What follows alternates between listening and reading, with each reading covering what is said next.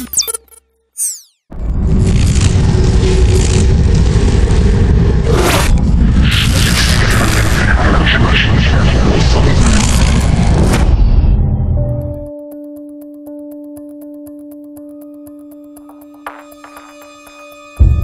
don't know who they are, we don't know what they want. Aliens invading the Earth and the Earth's last stand. What we do know is that they're taking people.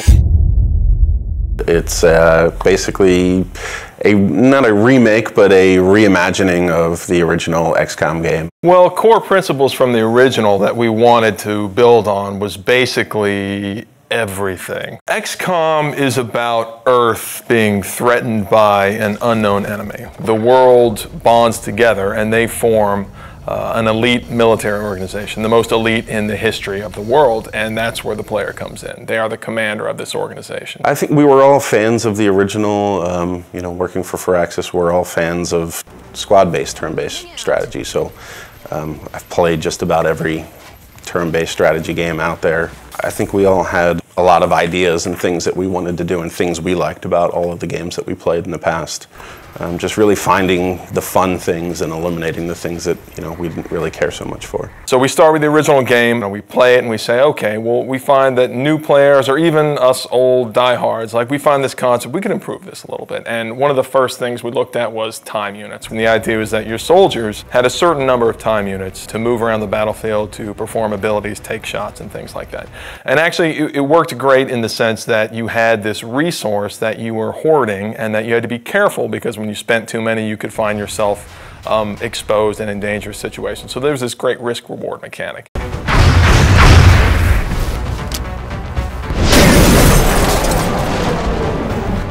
We said, okay, how can we simplify that and sort of free up all that headspace that takes up in the player's head? We sort of turned the time units into a simplified version where the player has a number of moves that they can perform per turn, and they can choose to move and shoot, they can choose to move really far, and then based on different abilities their soldiers have, maybe they can use those abilities to do different things. But it still has that great risk-reward mechanic. Look, I need to run really far this time, but when you do that, you're always taking the cost that you're not going to be able to shoot, and then you're going to find yourself in a difficult tactical position.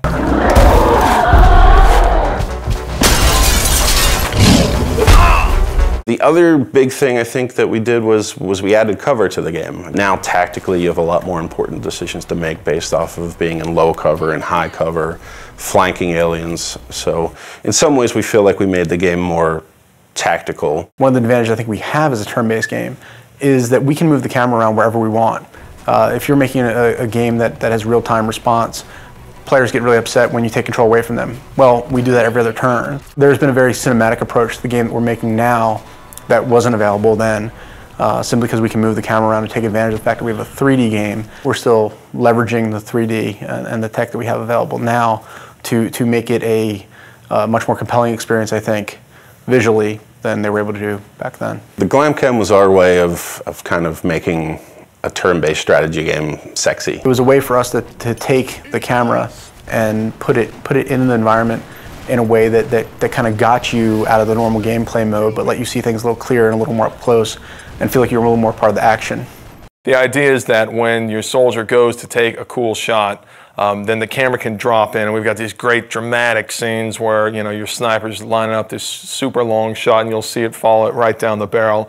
And what that does is it allows a little more of an intimate connection between you and your soldiers. And of course it increases the drama of the actual combat. And the Glamcam is a great way to do that. That's just one of the ways that we sort of get the camera down there so the player can sort of see combat from their soldier's perspective. The base was a really unique challenge for us to design. When we started on it, it was flat and more like a level in the game.